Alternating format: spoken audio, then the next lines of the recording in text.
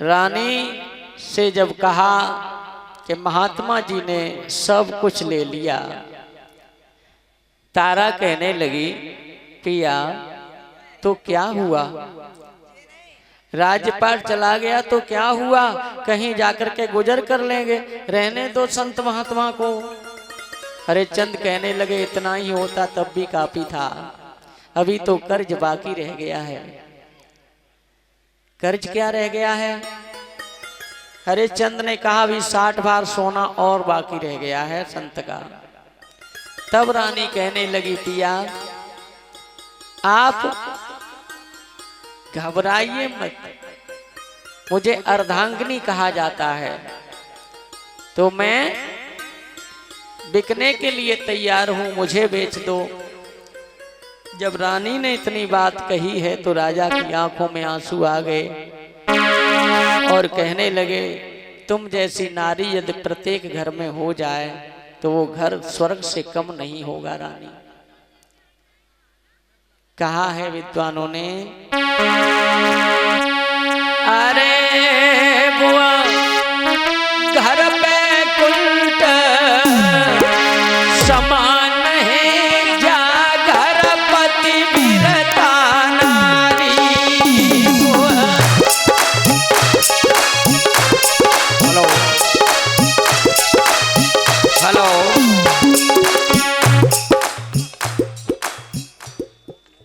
और ये 100 रुपये सुनील सराय जरेलिया, 100 रुपये विनोद कुमार, ये हमारे भांजे हैं, सराय जरेलिया से चल करके आए हैं, लेकिन ऐसा स्वभाव नहीं है इनका। गांव के नाम जैसा स्वभाव होता तो यहाँ हरगिज ना आते।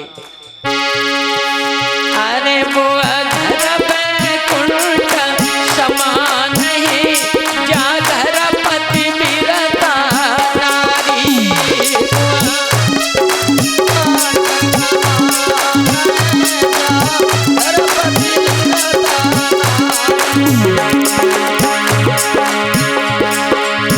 अपने ससुर को ब्रह्मा समझो अपने,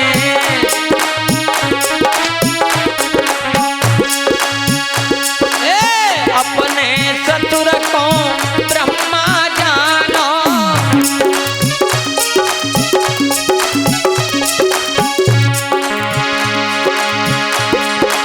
अरे सासुली शारदा समान है जा घर पति वीरता नारी।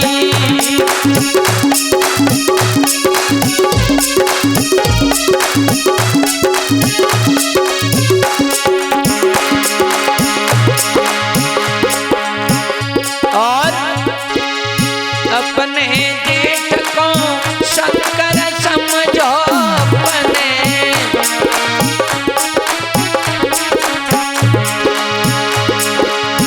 आए जेठानी उमा समान है जा घर पति वीरता नारी।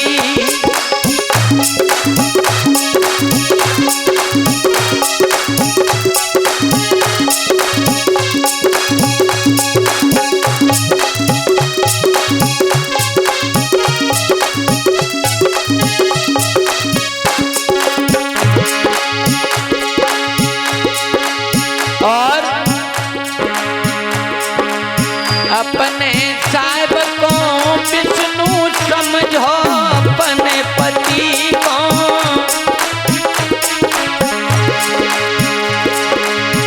अपने पति को विष्णु जानो अपने।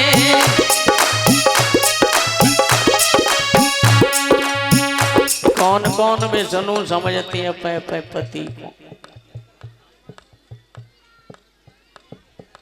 विष्णु हाथ खड़ो करो को पे पति महाराज को विष्णु समझती हैं, विष्णु भगवान। इससे फायदा है मालूम है? फायदा क्या है कि अगर पति महाराज ड्राइवर हो, चाहे कुछ भी चलाता हो, पति को ड्राइवर कहते हो। हेलो। और पत्नी साइकिल चलाने में भी दिक्कत करे, साइकिल चलाना भी ना जानती हो, लेकिन वहां से क्या कहेंगे ड्राइवर नहीं, अपने आप मिल गया नाम के नहीं, पद मिल गया। पति अगर डॉक्टर हो तो पत्नी को डॉक्टर ने चाहे इंजेक्शन के नाम पे बुखार हो जात हो। पति अगर मास्टर हो तो पत्नी को मास्टर ने अंगूठा टेक होगा। तो पति अगर प्रधान हुए तो पत्नी को प्रधान जन। देखो अपने आप पद मिल जाता है, इसलिए हम कह रहे हैं कि विष्णु समझना चाहिए हैं। और पति अगर डाकिया है तो पत्नी को डंकिनी। जी मिलान न है पाओ सही, इसलिए अपने पति को क्या समझना चाहिए, विष्णु भगवान। अपने पति को विष्णु समझो,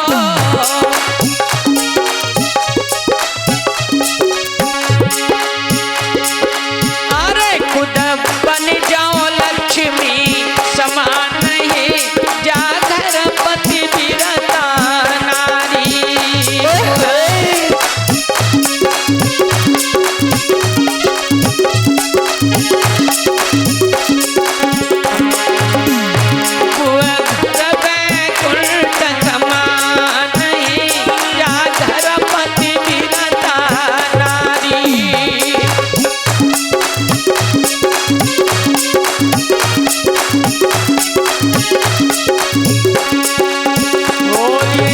सनातन धर्म की। तारा रानी ने कह दिया पिया हमें बेच डालो, उनका कर्ज चुका लो। तब तक छोटा सा बालक रोहितास आ गया कहीं से, कहने लगा पिताजी रो क्यों रहे हैं आप। हरिश्चंद्र ने पूरी कहानी बताई तो रोहितास कहने लगा पिताजी मैं बेटा किसका हूं, आखिर पुत्र तो आपका ही हूं ना। तो आप ये कैसे सोच सकते हैं कि मैं पीछे हट जाऊंगा। बिकने में जब बोली लगे तो सबसे पहले मुझे बेचना।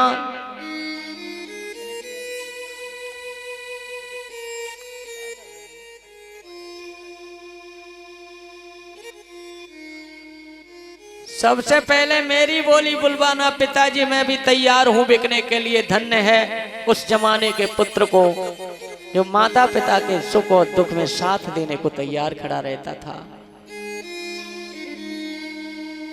आज तीनों प्राणी तैयार होकर के विश्वामित्र के सामने खड़े हो गए। महाराज हरिश्चंद्र हाथ जोड़ के कहने लगे हे मुनिवर, हमने फैसला कर लिया है, अपना 60 भार सोना की कीमत चुकाने के लिए हम तीनों प्राणी को बेच डालो।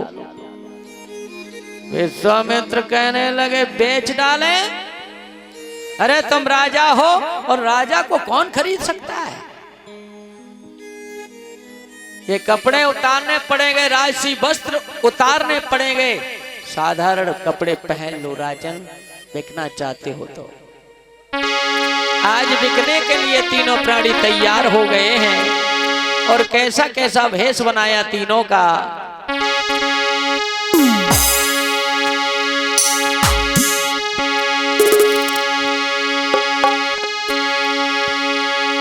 तन पुराने कपड़े राजा के, रानी पर केवल धोती है।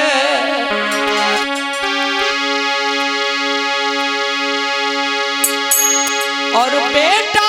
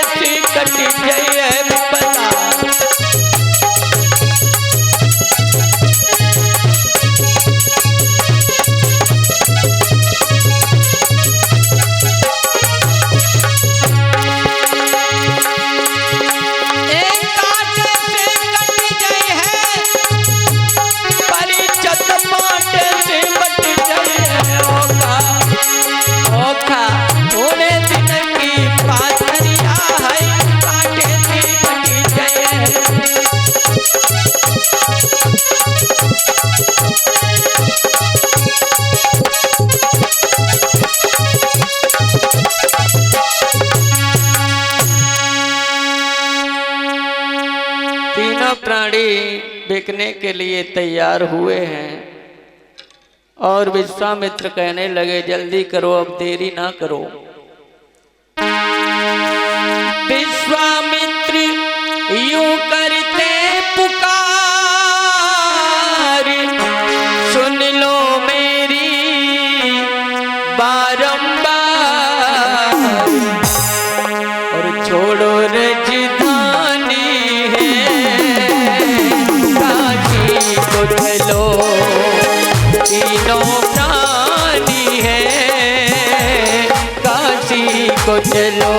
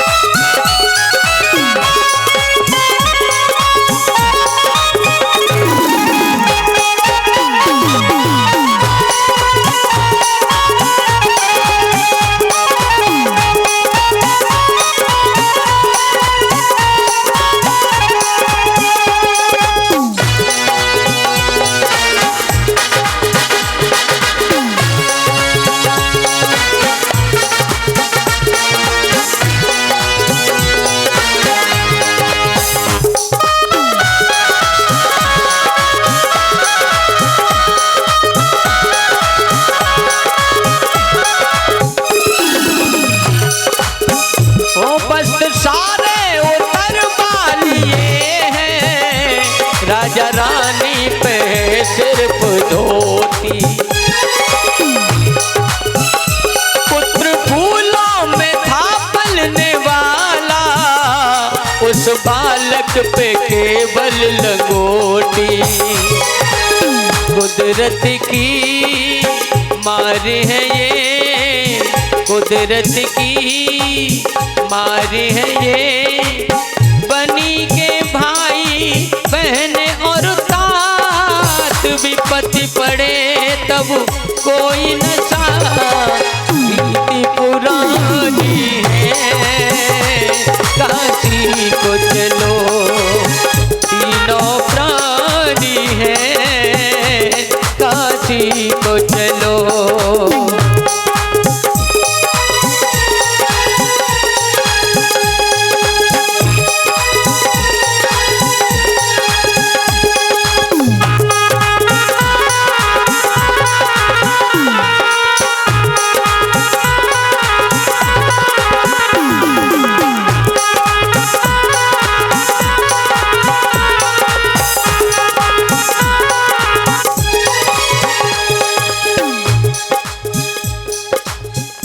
देखो किस्मत ने कैसा दिखाया, दिन संकट का कितना बड़ा है।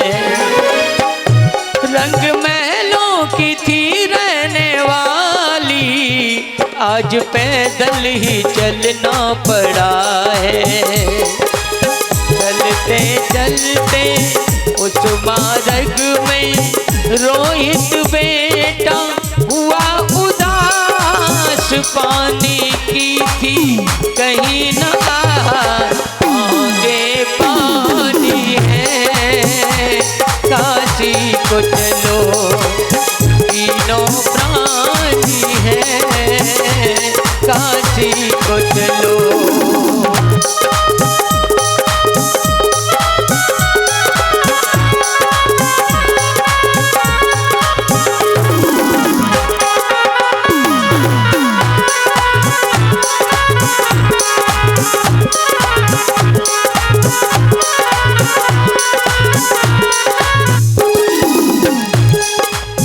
विश्वामित्रियों करते पुकार, सुन लो मेरी बारंबार, छोड़ो राजधानी है काशी को चलो, तीनों प्राणी है काशी को चलो, तीनों प्राणी है काशी को चलो, तीनों प्राणी हैं काशी को चलो।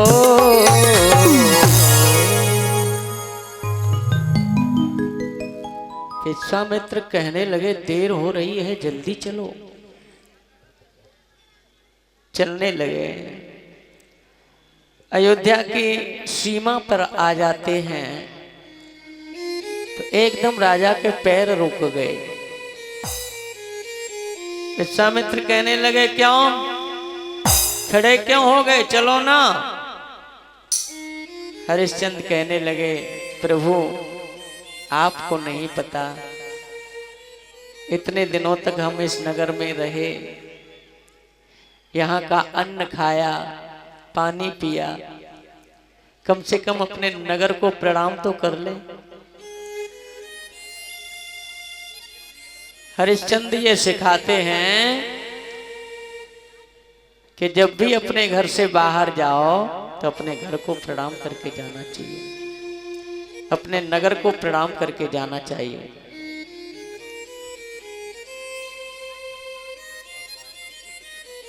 अयोध्या वासियों को पता चला तो आकर के घेर लिया तारा रानी को नारियों ने। राजा हरिश्चंद्र को नगरवासियों ने घेर लिया। कहां जा रहे हो हमें छोड़ करके, हम तो अनाथ ही हो जाएंगे। बिना राजा के प्रजा कैसे रह सकती है, आप ही हमारे स्वामी हो, हमें छोड़ के क्यों जा रहे हो। हरिश्चंद्र कहने लगे हम वचनबद्ध हैं और ये 21 रुपया रोशनी के कर कमलों द्वारा प्राप्त हुए हैं और 51 रुपया नैना के कर कमलों द्वारा प्राप्त हुए हैं। परमपिता परमात्मा से प्रार्थना करते हैं धन दान से भरपूर रहें।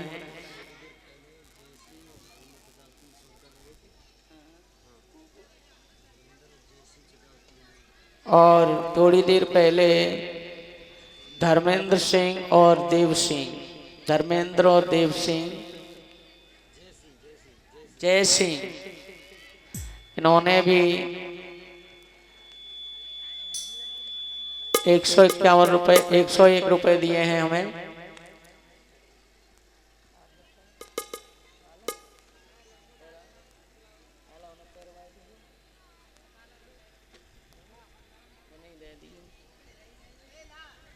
और ये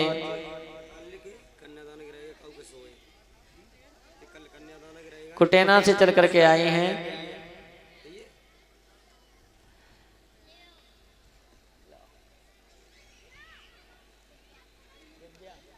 और 20 रुपया ये दिव्या कलश वाली देव कन्या है।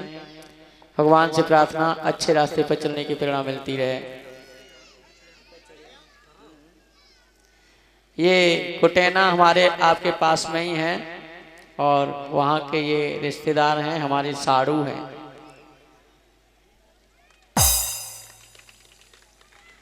माल्यार्पण कर हमारा सम्मान कर रहे हैं। परमपिता परमात्मा से प्रार्थना परिवार की फुलवारी में हमेशा खुशियाँ आती रहें।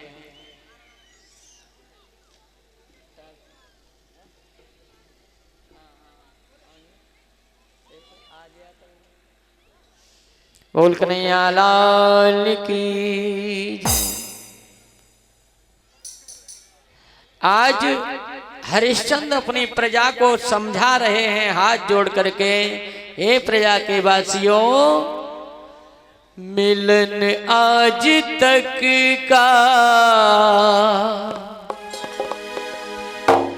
हो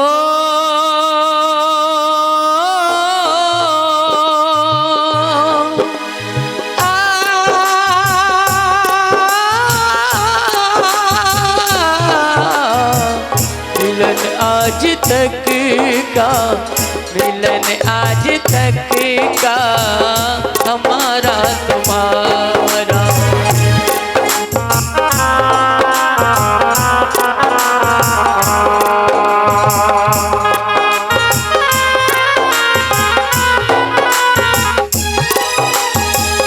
मिलन आज तक का हमारा तुम्हारा।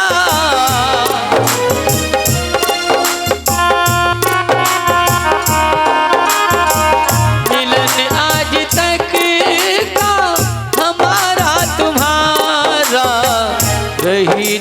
जिंदगी तो रही जिंदगी तो मिलेंगे दोबारा। मिलन आज तक का हमारा तुम्हारा।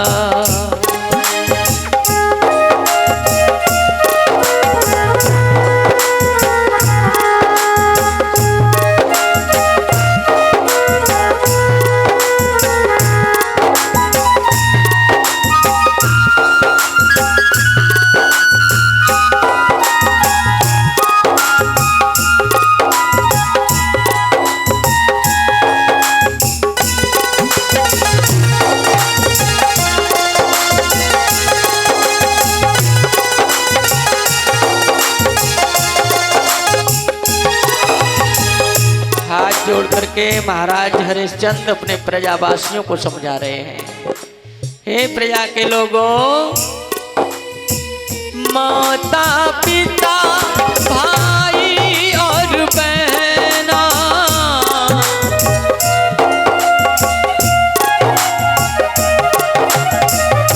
आपस में मिलजुल कर रहना।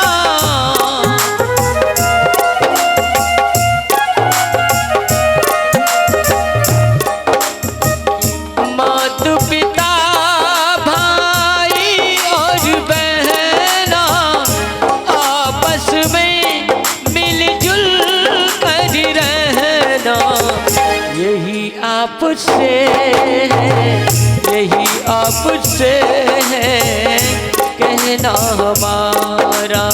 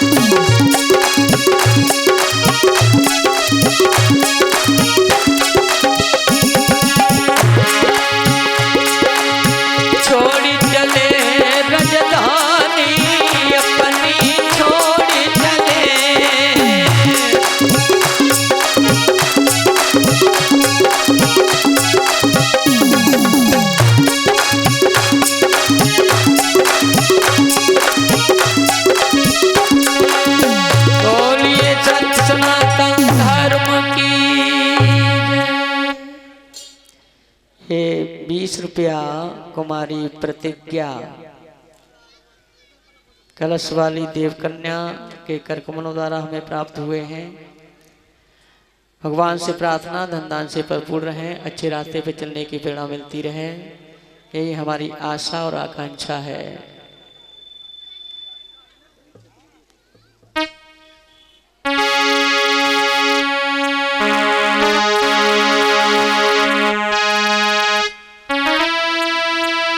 गरीबी हा हा गरीबी क्या कहूँ तेरी कथा, गरीबी हा हा गरीबी क्या कहूँ तेरी व्यथा।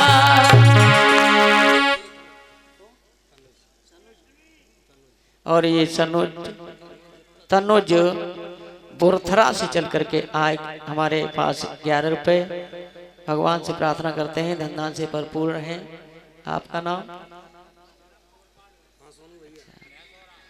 ये भैंसौरा से चल करके आए हैं श्री कुंवरपाल, 101 रुपए अपने कर कमलों द्वारा धर्म क्षेत्र में अर्पित कर रहे हैं। परमपिता परमात्मा अच्छे रास्ते पर चलने की प्रेरणा मिलती रहे और धर्म के कार्यों में इसी तरह से हाथ बटाते रहें। गरीबी हा हा कहूँ तेरी कथा, गरीबी हा हा गरीबी क्या कहूँ तेरी व्यथा।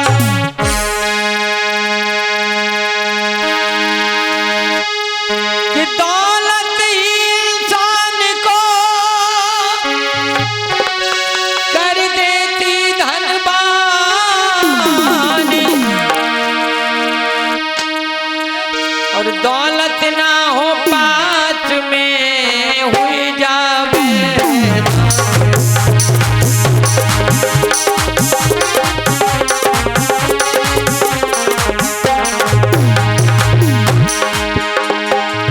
दौलत ना हो पास में हुई जावे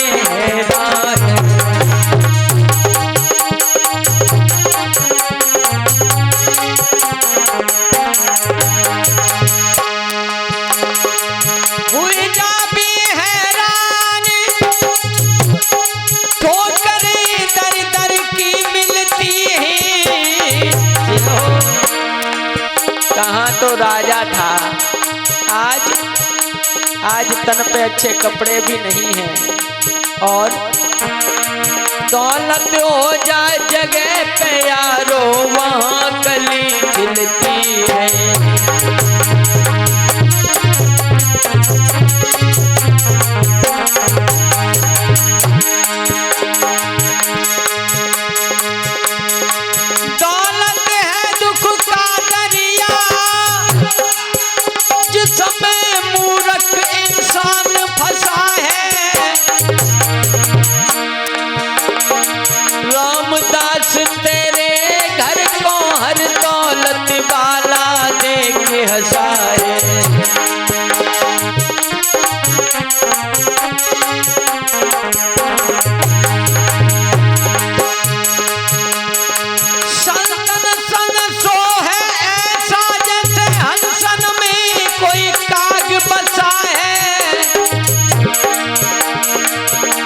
और दौलत नाए संभार कभी उस पे छाया दौलत का नशा है।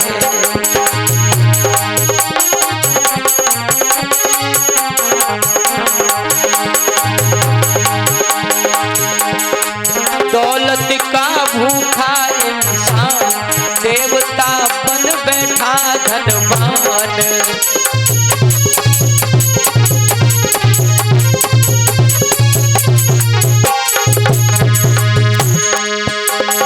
दौलत अपने साथ घमंड लेकर के आती है, हर कोई दौलत को पचा नहीं पाता।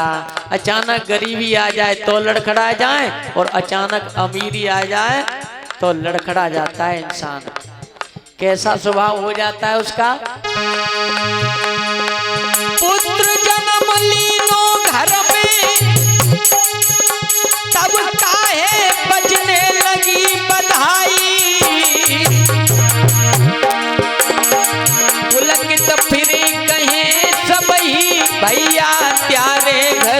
दौलत आई।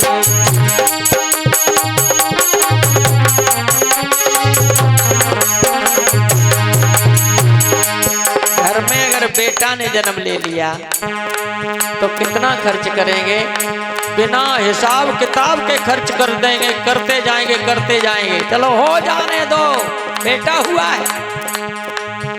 क्योंकि वो जानता है कि जब इसकी शादी करूंगा तो मैं ब्याज के वसूल कर लूंगा, इसलिए हो जाने दो खर्च। और दूसरी ओर अरे मानव के चोला, कन्या जन्मी जा घर में, वो घर शमशान तो पड़े लखाई। रामदास क्यों भूल गया तो जन्म दियो का कन्या नाई।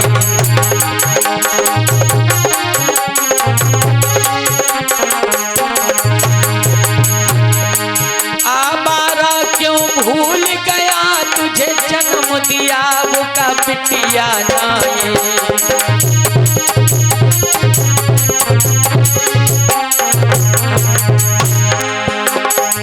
दौलत का भूखा इंसान देवता बन बैठा धनवान।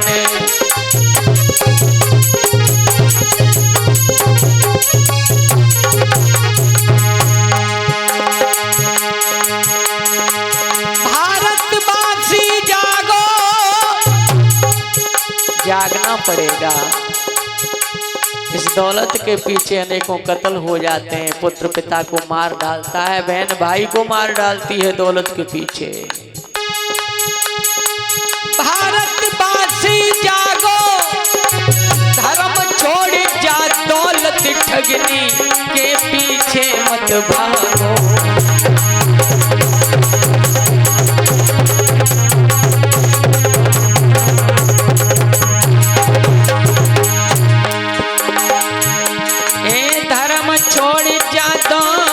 ठगनी के पीछे मत भागो, धर्म छोड़ जा, दौलत ठगनी के पीछे मत भागो। धर्म छोड़ जाओ, दौलत ठगनी।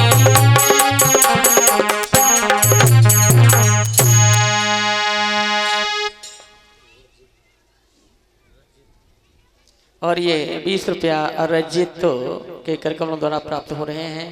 परमपिता परमात्मा दया का हाथ इनके ऊपर रखे रहे, यही हमारी आशा और आकांक्षा है। विश्वामित्र कह रहे हैं क्या सोचा विचारी कर रहे हो, जल्दी करो, जल्दी चलो, बहुत दूर है काशी। पुत्र रोहितास प्यास के मारे व्याकुल हो गया था, बार बार अपने होठों पे जी फिरा रहा था। तारा को समझ में आ गया कि मेरे बेटा को प्यास लगी है, मगर करें तो करें क्या। जब तक कर्ज नहीं चुक जाता तब तक पानी पीने की बात तो छोड़िए, पानी देख भी नहीं सकते। विश्वामित्र ने परीक्षा ली रास्ते में, कहा थोड़ा आराम कर लो, बैठ जाओ, बैठ गए। कमंडल का जल लेकर के आए हैं विश्वामित्र। सबसे पहले हरिश्चंद्र से कहा तो हरिश्चंद्र कहने लगे हम पानी कैसे पी सकते हैं बाबा, अभी तुम्हारा कर्ज बाकी है।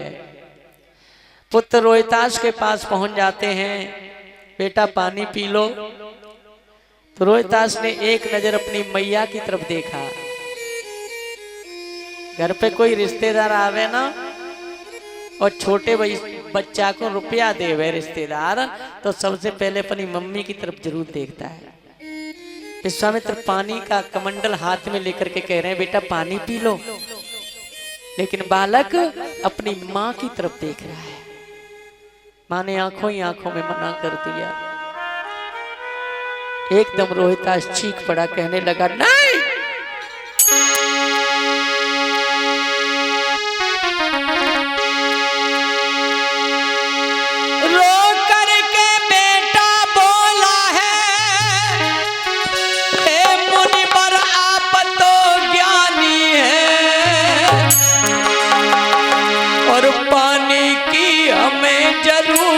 क्या खुदई पानी पानी है।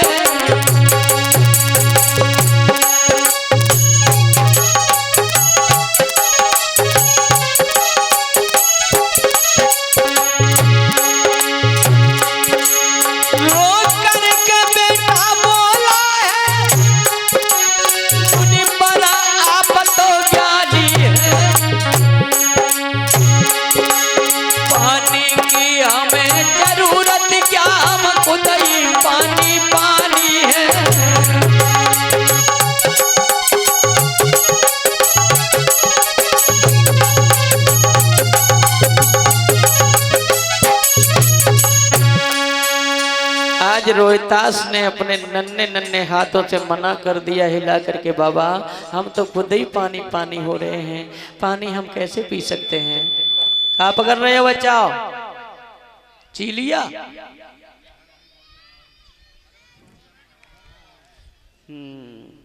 तो आओ ना है।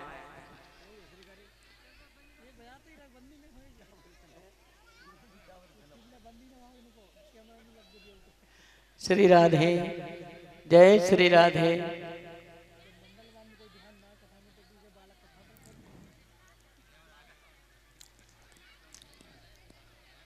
रोहितास कहने लगा बाबा हम पानी नहीं पी सकते हैं। उसके बाद में विश्वामित्र तारा के पास पहुंच जाते हैं, जल का पात्र लेकर के कहने लगे पानी पी लो तारा, बेटिया पानी पी लो। तारा कहने लगी जब मेरे पति नहीं पी सकते, मेरा छोटा सा बालक पानी नहीं पी सकता, तो मैं कैसे पी सकती हूँ। भक्तों, विश्वामित्र कहने लगे ये बात है तो फिर देर किस बात की कर रहे हो, चलो जल्दी करो। चल दिए काशी की तरफ, और जहां भगवान शंकर के शिव के त्रिशूल की नोक पर एक नगर बसा हुआ है काशी, वही काशी है जो दुनिया से अलग है। आज ऊंचाई पर जरूर हो गई है, जो तिब्बत के पास पड़ती है।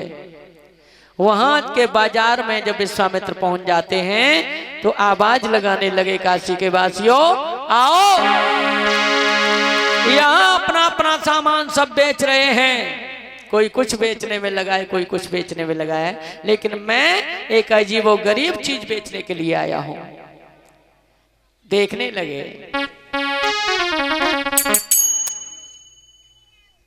और ये 51 रुपया श्री कान्हा यादव अपने कर कमलों द्वारा धर्म क्षेत्र में अर्पित कर रहे हैं। परमपिता परमात्मा भगवान कन्हैया इनकी मनोकामनाओं को पूर्ण करते रहें, यही आशा और आकांक्षा है।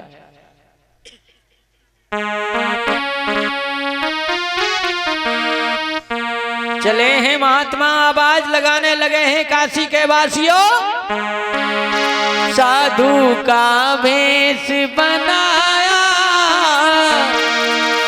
ओ साधु का भेष बनाया, और इंसान बेचने आया। साधु का भेष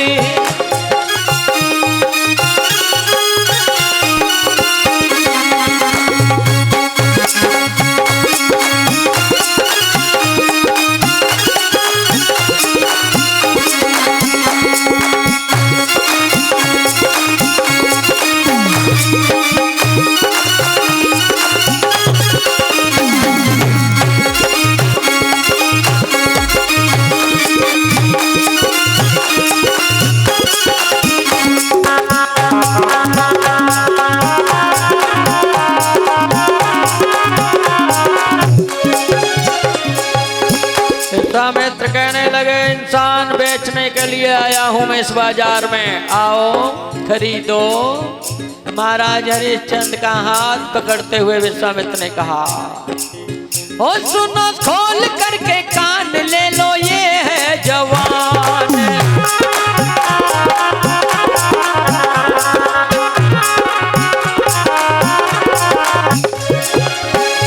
संग में एक नारी लाया, संग में एक नारी लाया, इंसान बेचने आया।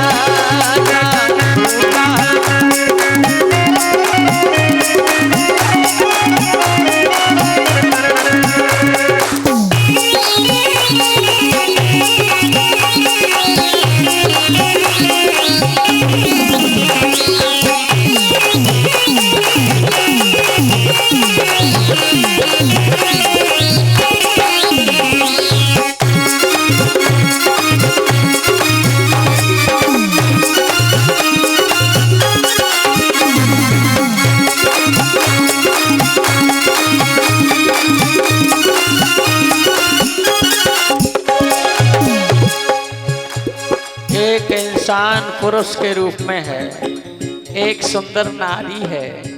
अब रोहितास का नंबर आता है, गोदी में उठा लिया रोहितास को और कहने लगे हैं। इसी बीच में 10 रुपया विष्णु की तरफ से हमारे पास आए हैं और 50 रुपया देव की तरफ से। भगवान कन्हैया हर मनोकामना पूर्ण करते रहें। रोहितास को गोदी में उठा करके विश्वामित्र ने कहा, कोई बेचे मेथी पालक, मैं तो बेचूं एक बालक।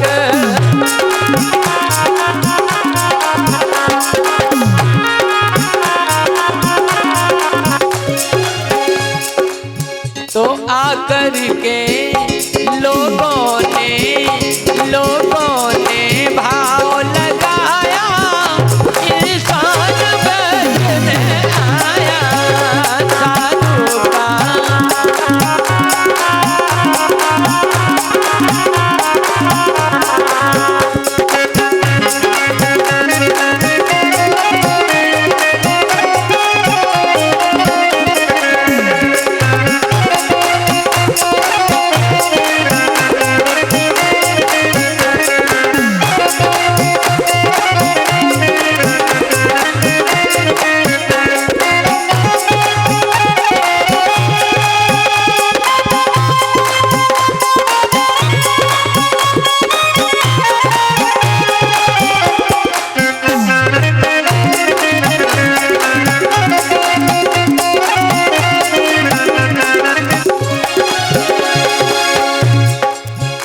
साधु का वेश बनाया, इंसान बेचने आया।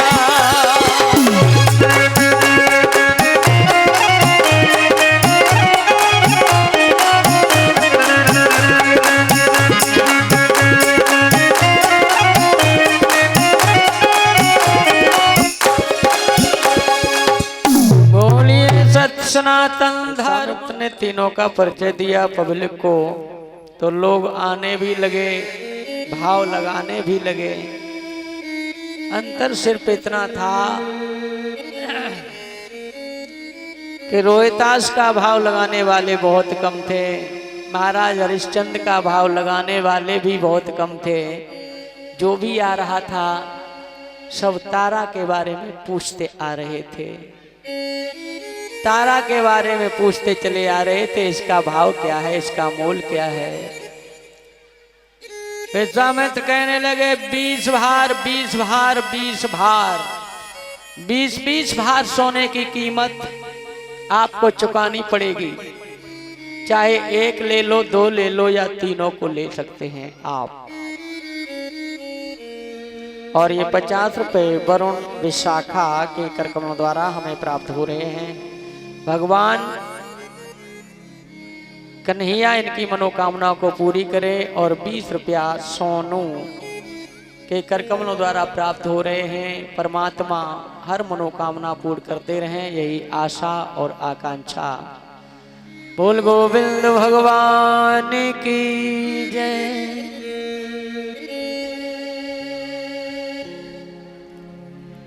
तब तक एक कालू नाम का मेहतर आ गया और विश्वामित्र से पूछने लगा कि इस जवान का क्या मोल भाव है। विश्वामित्र ने कहा 20 भार है, अगर है तो बात कर, नहीं तो आगे बढ़ जा। कालू मेहतर ने 20 भार सोने की कीमत विश्वामित्र को पकड़ा दी और हरिश्चंद्र से कहा तुम्हें मैंने खरीद लिया, चलो मेरे साथ। हरिश्चंद्र कहने लगे मैं मानता हूं कि आपने मुझे खरीदा है, आप मेरे मालिक हैं, परंतु मैं ये चाहता हूं कि मेरी आंखों के सामने इन दोनों का मोल भाव और हो जाए, ताकि मुझे ये पता लग जाए कि इन्हें खरीदने वाला कौन है। उसके बाद मुझे बेशक ले जाना। मेहतर भी बहुत समझदार था, कहने लगा चलो कोई बात नहीं, तब तक मैं और सामान खरीद लाता हूँ बाजार से। विश्वामित्र कहने लगे एक तो बिक चुका है, एक बिक गया, 2 बाकी बचे। सुंदर सी नारी है, छोटा सा बालक है, और ये 20 रुपए गुप्त दान है। भगवान गुप्त रूप में इनकी मनोकामनाओं को पूर्ण करते रहें, यही आशा और आकांक्षा है। बोल गोविंद भगवान की जय। जब विश्वामित्र ने ये कहा कि सुंदर सी नारी और है, छोटा सा बालक और है, तो ये आवाज पहुंच गई कोठे वाली के कान में, जो धंधा किया करती थी, कोठे पर रहती थी। उसने विचार किया, अरे पहली बार सुनने को मिल रहा है नारियां बाजार में बिकने लगी, चलो देखती हूं, अगर मेरे कोठे योग्य होगी तो मैं खरीद लूंगी। आ गई वेश्या, तारा रानी के चारों ओर घूम करके कहने लगी, बाबा क्या दाम है इसका? विश्वामित्र ने कहा 20 भार सोने की कीमत है, तो बात कर, नहीं तो चली जा। वेश्या कहने लगी, इतने कड़के क्यों बोल रहे हो बाबा? मैं मानती हूं सुंदर है, खूबसूरत है, लेकिन इतनी सुंदर भी नहीं है जो 20 भार सोने की कीमत ले लोगे तुम। विश्वास कहने लगे, मोल भाव करने की जरूरत नहीं है, अगर तुझे भा रही है तो ले ले, नहीं है तो कोई बात नहीं है, ज्यादा दिमाग न लगा हमसे। पैसे कहने लगे, आहा बहुत अकड़ बेचा हो, ए बाबा थोड़े से कम नहीं होंगे क्या? विश्वामित्र कहने लगे, फिर दिमाग खराब करने वाली बात करने लगी तू, अरे चली जा, हमें नहीं बेचनी। वैसे मुस्कुरा मुस्कुरा करके विश्वामित्र को मोहित करने की कोशिश कर रही है। ए बाबा हो जाए तो देख लो ना, थोड़ा सा कम हो जाए तो देख लो ना। विश्वामित्र ने आखिरी बार कह दिया, ना 20 भार सोने से कम नहीं है, हमें नहीं बेचनी, जा। वैश्या कहने लगी, बाबा चिंता मत करो, इसे तो मैं खरीद के ही रहूंगी, बस थोड़ी सी कमी रह गई है, इसे किसी को बेच मत देना। मैं अभी गई और अभी आई, रुपया लेने जा रही हूँ। वेश्या कोठे पे गई और तब मालूम पड़ा तारा को कि ये तो वेश्या है, वेश्या जिस धर्म की रक्षा करने के लिए हमने घर छोड़ दिया, राज्य पाठ छोड़ दिया, तीनों प्राणी अलग अलग होने जा रहे हैं, वो धर्म हमारा बचेगा कहाँ? हे प्रभु अब तो तुम ही हमारे धर्म की रक्षा कर सकते हो। तो देव योग से एक विप्र देव आ जाते हैं ब्राह्मण के रूप में। ब्राह्मण कहने लगे, ओ बाबा जा बिटिया को का दाम है बाबा? विश्वामित्र बोले 20 भार सोना। ब्राह्मण ने बड़े दयालु थे बेचारों ने 20 भार सोने की कीमत निकाल के दे दी महात्मा को। और तारा से कहने लगे, बिटिया ओ बिटिया हमने तुम्हें खरीद लिया, चलो हमारे घर।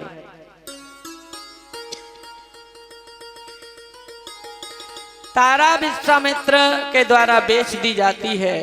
और तारा जब ब्राह्मण के साथ में चलने को तैयार हुई है, एक ही कदम आगे बढ़ा पाया था, तब तक छोटे से बालक रोहितास ने साड़ी को पकड़ लिया। वो तो भूल ही गई थी कि मेरा कलेजे का टुकड़ा रहा जा रहा है। आंखों में आंखें डाल करके रोहितास पूछने लगा, माँ ऐसे समय पर तुम हमें भूल गए, अकेली जा रही हो? तारा रानी को अचानक ध्यान आया, अरे हाँ ये तो मेरे बिना रह ही नहीं सकता। ब्राह्मण के आगे हाथ जोड़ लिए। तारा कहने लगी, तुमने मुझे बिटिया कहा है तो इस बिटिया की एक मुराद पूरी और कर दो। ब्राह्मण बोले, बताओ क्या करें? तारा कहने लगी, जहां पेड़ होता है उसके नीचे उसकी छाया होती है, छाया भी पेड़ से अलग नहीं हो सकती। और गाय का बछड़ा गाय से अलग कर दिया जाए तो वो मर जाता है। मछली पानी के बिना नहीं रह सकती, इसी तरह से माँ से बिछड़ करके उसके बेटा जिंदा नहीं रह सकता। इतना पुण्य और कर दो बाबा। तुमने मुझे बेटी कहा है, इस बेटा को और खरीद लो। बड़े दयालु ब्राह्मण। 20 बार सोने की कीमत और दे करके रोहितास को भी खरीद लिया। तीनों की बोली भूल गई। आ गया कालू मेहतर भी, कहने लगे चलो भैया अब तो तीनों बिक गए ना, हाँ चलो अब हमारे साथ। कालू मेहतर हरिश्चंद्र से कह रहा है, और विप्रदेव जो ब्राह्मण हैं वो तारा रानी और रोहितास को ले जाने को तैयार हुए।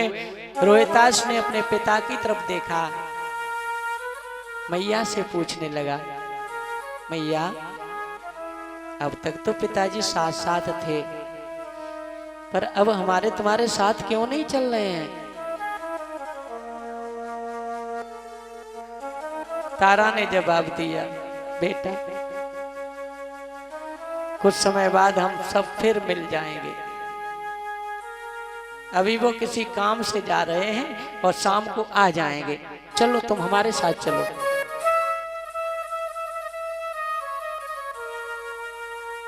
हरिश्चंद्र अपने मन में सोच रहा है,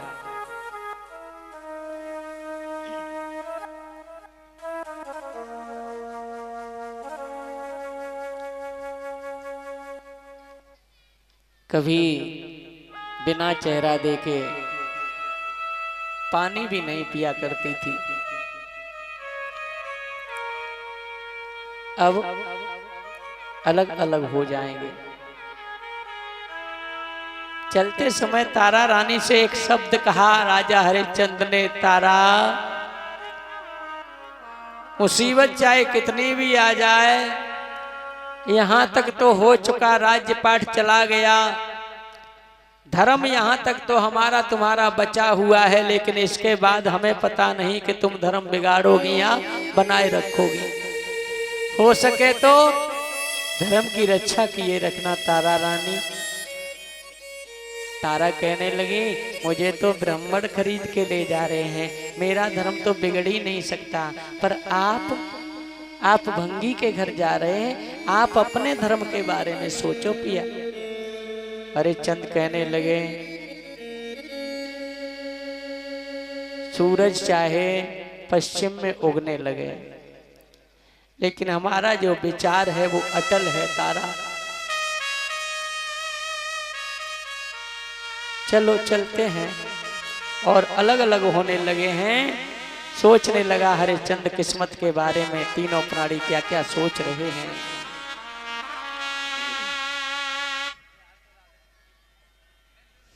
तकदीर बनाने, थोड़ी मैन माइक की आवाज बढ़ा दो भैया, वाले ने कैसी तकदीर बनाई है, तकदीर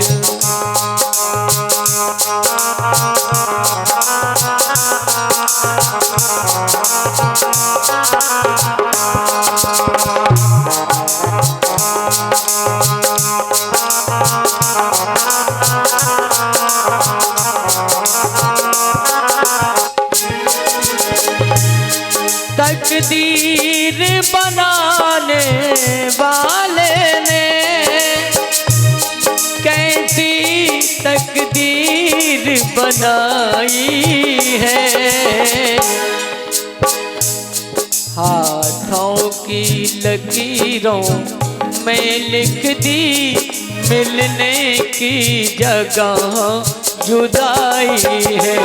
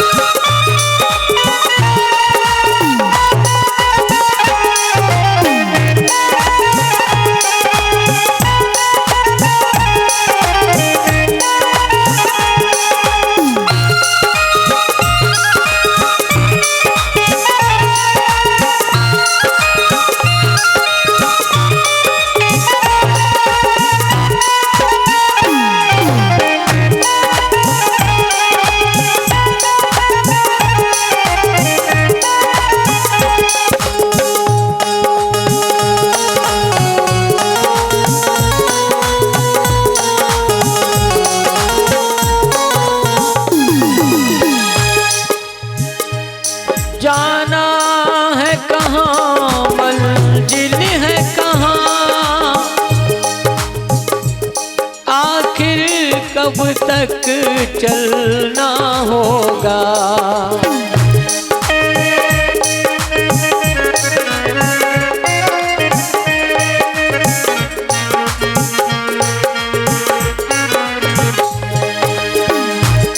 नफरत की लपटों में हमको पल पल तिल तिल जलना होगा।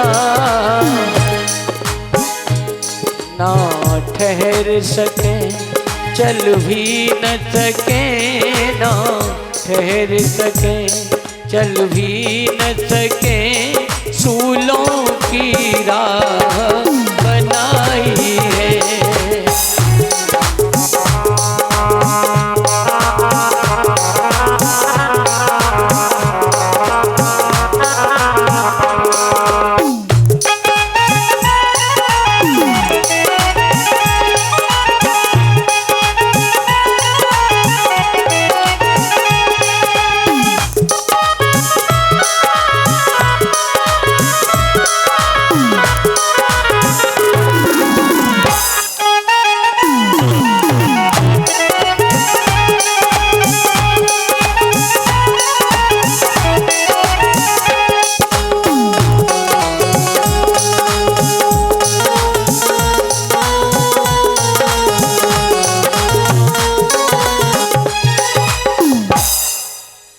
बोलिए संत समाज की। तुम्हें इसलिए लाया हूं कि मेरी जो ब्राह्मणी है ना थोड़ी मोटी हो गई है, जल्दी जल्दी काम नहीं कर पाती है, तो इनका हाथ पटाना है रसोई में। और रोहितास से कहा बेटा तुम्हें रोजाना हमारी बगिया में से फूल लेके आना है। काम बता दिया। अब हरिश्चंद्र को काम बताया, तुम्हें रोजाना एक नया घड़ा लेकर के पानी भर के लाना है। कहाँ से? नदी में से। कौन सी नदी थी वो? जय भाई, गंगा नदी नहीं थी।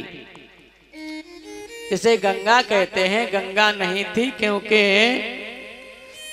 हरिश्चंद्र की कहानी बहुत पहले की है। हरिश्चंद्र के 14 पीढ़ी बाद भागीरथ हुए हैं, तब गंगा आई है, तो गंगा तो थी नहीं।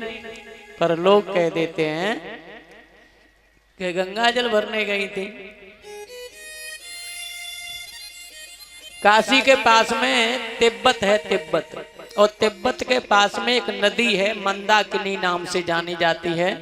कुछ लोग ऊंचाई पर होने के कारण उसे कुछ लोग आकाश गंगा के नाम से भी जानते हैं। आकाश गंगा, वहां से पानी भर के लाते थे हरिश्चंद्र। एक दुकान बता दी कि यहाँ से लेकर के भोजन राशन पानी खाना है तुम्हें। जब जब हरिश्चंद्र भोजन करने बैठते हैं तो भिखारी का रूप बना करके विश्वामित्र ही आ जाते हैं।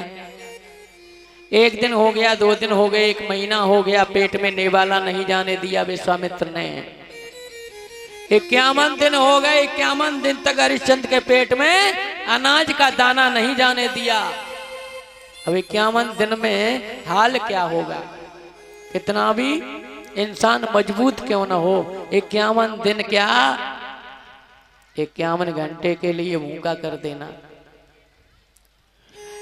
जर्जर शरीर हो गया, रोजाना का काम था घड़ा लाना।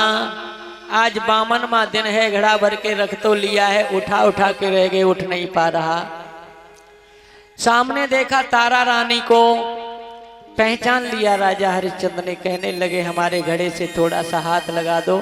तारा ने कहा पिया आप ही कह रहे थे अपने धर्म की रक्षा करना, मैंने अगर तुम्हारे घड़े से हाथ लगा दिया तो धर्म बिगड़ जाएगा। पिया ऐसा करो, तुम घड़े को लेकर के जल में धस जाओ, वजन हल्का हो जाएगा, कंधे के बराबर आ जाए तो ज्यादा ताकत ना लगानी पड़ेगी, उठा लेना और चले जाना। ब्रह्मणी इंतजार कर रही होगी, मैं तो चलती हूँ। हरिश्चंद्र के पैरों तले जमीन खिसक गई। हरिश्चंद्र अपने मन में सोचने लगा क्या मेरी आंखें धोखा तो नहीं खा रही हैं? ये वही तारा है या और कोई है?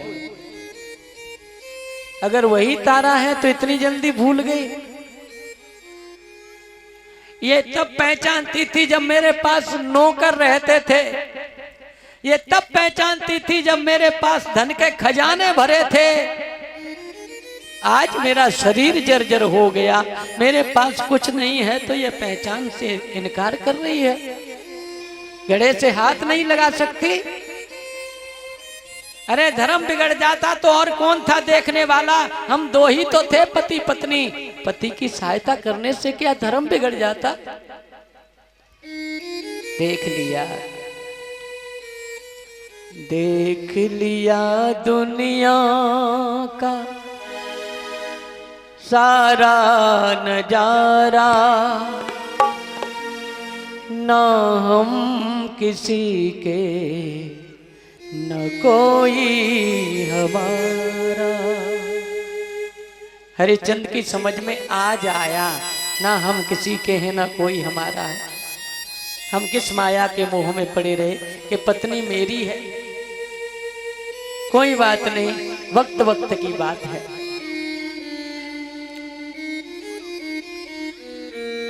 घड़ा उठाने की कोशिश की तो घड़ा फूट गया। खाली हाथ कालू मेहतर ने देख करके कोड़ों की बरसात कर दी और कहा तुझसे अब ये काम नहीं होगा, एक स्थायी काम बताया जा रहा है। ले लाठी ले लो और मरघट में पैरा लगाओ। याद रखना, कोई भी लाश जलने के लिए आए तो उससे टका जरूर ले लेना। हाँ, हरिश्चंद्र कालू के कहने पे मरघट का वासी बन गया। बारिश समय इधर तारा रानी कामकाज बहुत करती है, लेकिन कभी महलों में तो किया ही नहीं था। ब्राह्मण देव की ब्राह्मणी तारा रानी को परेशान करती है तायने सुना सुना के। रोहितास से ब्राह्मण ने कहा बेटा फूल ले आओ, और जब फूल लेने के लिए बगिया में गया तो बीच वाली उंगली में नाग ने खा लिया। रोहितास बगिया में पछाड़ खा के गिर पड़ा। इधर विश्वामित्र ने महात्मा का भेष बना करके वहीं आवाज लगाना शुरू कर दिया जहां पे तारा रानी रहती थी। अरे काशी के वासियों, किसी दुखियारी का पुत्र बगिया में अंतिम सांसें गिर रहा है, किसी जहरीले नाग ने खा लिया है, उसे जाओ। तारा रानी निकल करके बाहर आई, दरवाजे पे खड़ी हो गई। पीछे पीछे ब्राह्मणी भी चली आई। कहाँ जा रही है? तारा कहने लगी माता जी, अभी आपने सुना था ना किसी के पुत्र को नाग ने खा लिया है, मेरा ही बेटा तो गया था। ब्राह्मणी कहने लगी अभी झाड़ू लगना बाकी है, बर्तन साफ करना बाकी है, और वहां चल दी। झाड़ू लगा, बर्तन साफ कर तब जाना। झाड़ू लगा दिया, बर्तन साफ कर दिए। माँ की ममता नहीं मार रही है। चली है, आवाज लगाने लगी रोश पे खड़े होकर के, बेटा रोहितास। कभी दूसरी रोश पे खड़े होकर आवाज लगाती है, बेटा तू कहाँ है? तीसरी रोश पे खड़े होकर के आवाज लगाती है, बेटा कहाँ चला गया तू, बोलता क्यों नहीं है? और जैसे ही पांचवी रोश पे तारा पहुंची है तो पुत्र को जमीन पे पड़ा पाया। दौड़ करके गई, उठा के छाती से लगा लिया, नवज को टटोलने लगी, कालों को पुचकारने लगी, बेटा तू ऐसा नहीं कर सकता। मेरे पति ने मेरा साथ छोड़ दिया, मुझे बिल्कुल दुख नहीं हुआ। मेरा राज्य चला गया, बिल्कुल दुख नहीं हुआ। पता है क्यों? क्योंकि मेरा खिलौना मेरे साथ था, और तू भी इस मोड़ पे छोड़ के चला जाएगा तो मैं कैसे जी पाऊंगी बेटा? एक बार आंखें खोल के कह दे। पुत्र रोहितास ने आंखें खोल ली, नन्हे नन्हे हाथों से अपने मैया के आंसुओं को पोंछा, मानो मृत्यु तो हो गई थी, धर्मराज के यहां से लौट के आया हो। मां, रोने से कुछ नहीं होगा। मैया, क्यों रोवे मेरी माता, एक दिन काल सभी को खाता। जग में जीवन नहीं अपार, मेरो लाल नाग ने खायो। अरे बगिया में रोबे नारी, मेरो कुमर नाग ने खायो। माँ क्यों रो रही हो? आया है सो जाएगा, राजा रंक फकीर, कोई सिंहासन चढ़ गया, कोई बधा गया जंजीर। माँ काल को तो खाने से मतलब होता है, काल को नहीं पता कौन सा फल पक गया है कौन सा कच्चा है। काल को ये जानकारी रखने से कोई मतलब नहीं है, उसे तो फल खाने से मतलब है। मैया मैं प्रार्थना करूंगा कि अगली बार भी जन्म तेरी कोख से ही मिले। अब मुझे विदा दो माँ। देखो ये बुलाने वाले मेरे चारों ओर खड़े हैं मैया। तारा कहने लगी कौन है? तुझे कोई नहीं ले जा सकता मुझसे। माँ जाना पड़ेगा मुझे। एक बार मैया की आंखों में आंखें डाल करके आखिरी बार उस बेटा के मुंह से निकला माँ, और मुंह खुला का खुला रह गया। तारा रानी पछाड़ खा के गिर पड़ी, गोदी में उठा लिया। उस समय का दृश्य कैसा होगा,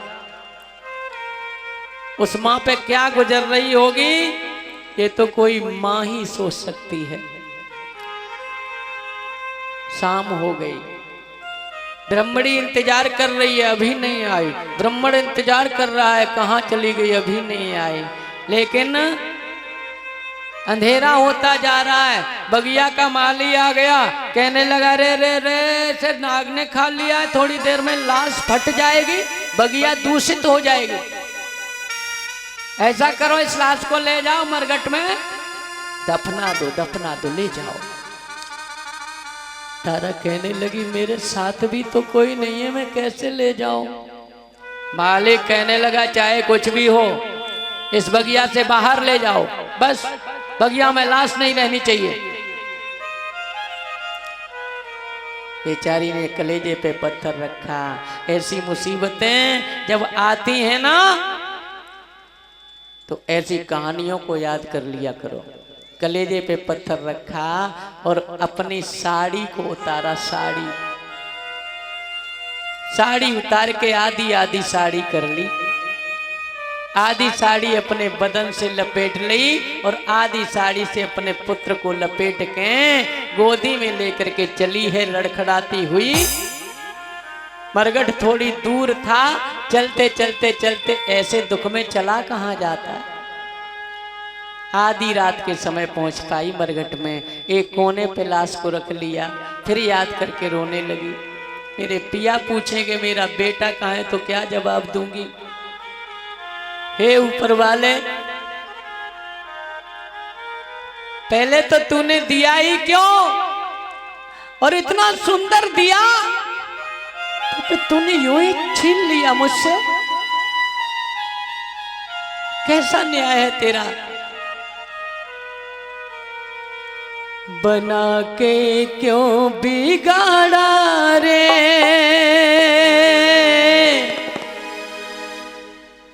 बिगाड़ा रे नसीबा। ऊपर वाले,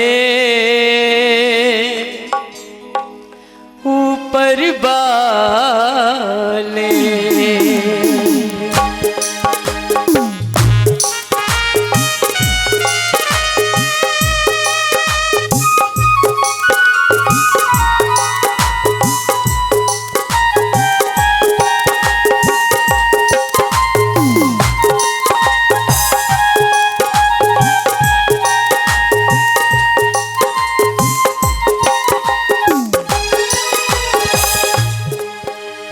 अपने कलेजे के टुकड़े पे मुंह रख करके तारा रो रही है फपक फपक के। जो तुझको मंजूर नहीं था फूल खिले क्यों प्यार के।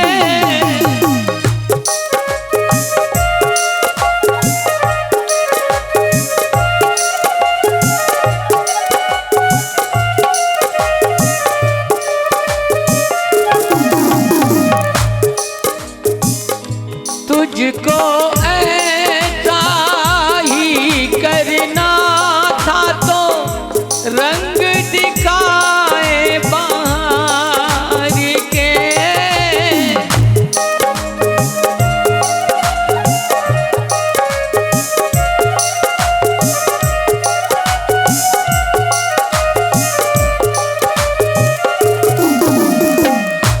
फूल खिला के रंग दिखा के फूल खिला के रंग दिखा के उजाड़ा रे बगीचा।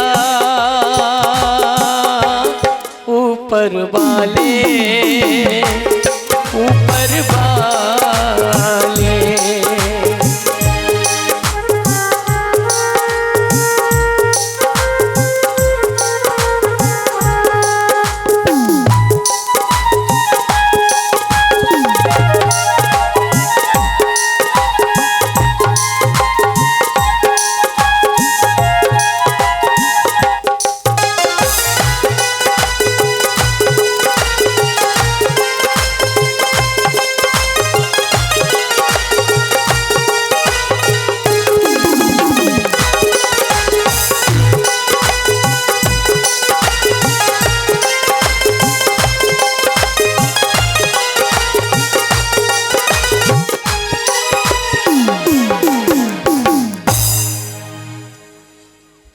आधी रात पे तारा रानी के रोने की आवाज सुनकर के हरिश्चंद दौड़ करके आए, कहने लगे कौन रो रहा है इतनी रात में।